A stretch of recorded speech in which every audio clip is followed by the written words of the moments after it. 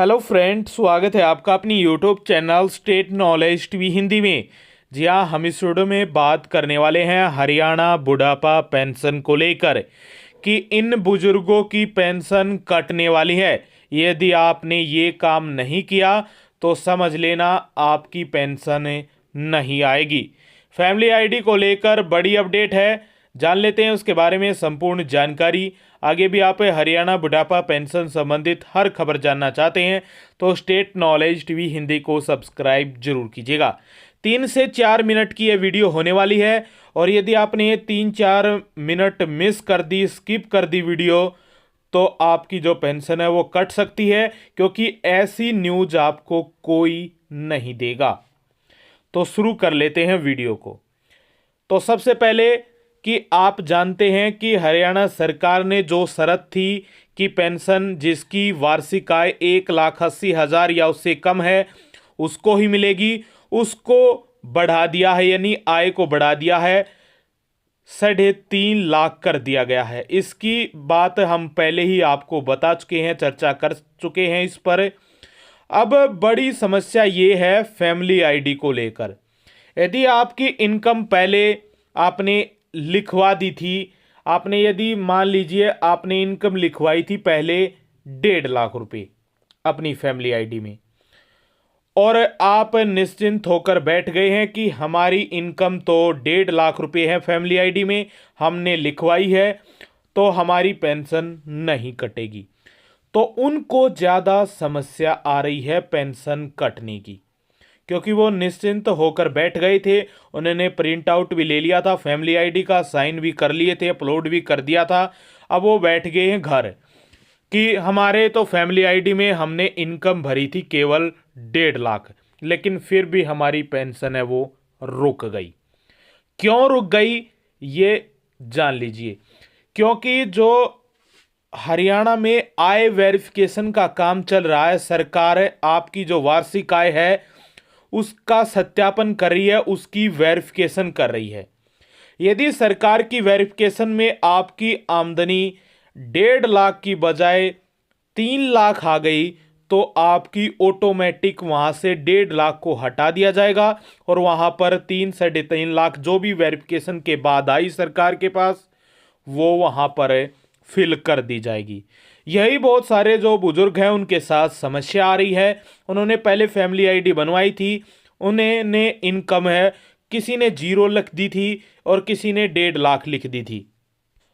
हरियाणा में आय वेरिफिकेशन का काम चला हुआ है, तो बहुत सारे ऐसे बुजुर्ग हैं जिन्होंने पहले 1.5 लाख लिख रखी थी, 1 लाख लिख रखी थी, उनकी आय है वो ऑटोमेटिक बढ़ा दी गई है। यानी उनकी आय किसी की 3 लाख कर दी गई है, किसी की 3.5 लाख कर दी गई है, किसी की 4 लाख कर दी गई है। क्योंकि बहुत सारे जो बुजुर्ग हैं उनके नाम जमीन है, यानी एकड़ है, को 5 एकड़ का मालिक है, कोई 10 एकड़ का मालिक है।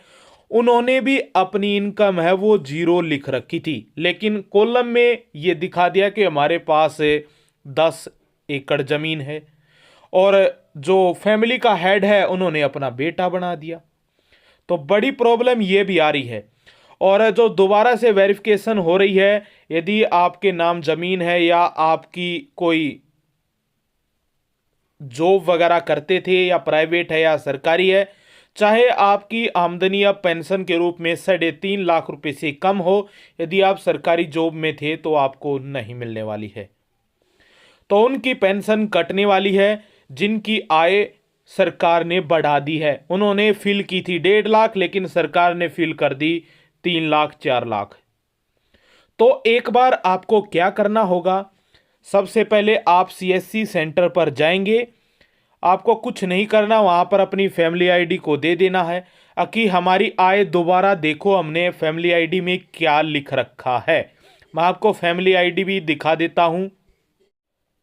जी हाँ, इस प्रकार की आपके पास फैमिली आईडी होगी और यहाँ पर जो एनुअल इनकम का ऑप्शन है उस पर गौर कीजिएगा। इसमें यदि आपने पहले जैसे कि यहाँ पर 3 लाख रुपए लिख रखी है और यहाँ पर 3 मेंबर हैं फैमिली में, एक स्टूडेंट है और एक हाउसवाइफ, तो जो स्टूडेंट 18 साल से कम है ऐसे परिवारों को तो कोई दिक्कत नहीं यदि वो 3 हैं। यदि 18 से ज़्यादा हो गए हैं तो ऐसे यदि स्टूडेंट लिखी है आपने, चाहे अनएम्प्लॉयड लिखी है, तो उनको लेकर ज़्यादा समस्याएं आ रही हैं। और बुजुर्गों को लेकर ये समस्या है, यदि उन्होंने 0 लिख दी है तो वेरिफिकेशन के बाद उनकी इनकम को बढ़ा दिया गया है। यहाँ आपने पहले तो इस प्रकार का ये जो प्रिंट आउट है वो ले लिया था, लेकिन अब दोबारा प्रिंट आउट लोगे तो आपकी यहाँ पर 0 की बजाय और कुछ यानी इनकम डाली मिलेगी आपको वहाँ पर। तो आपको दोबारा से उसको ठीक करवाना है।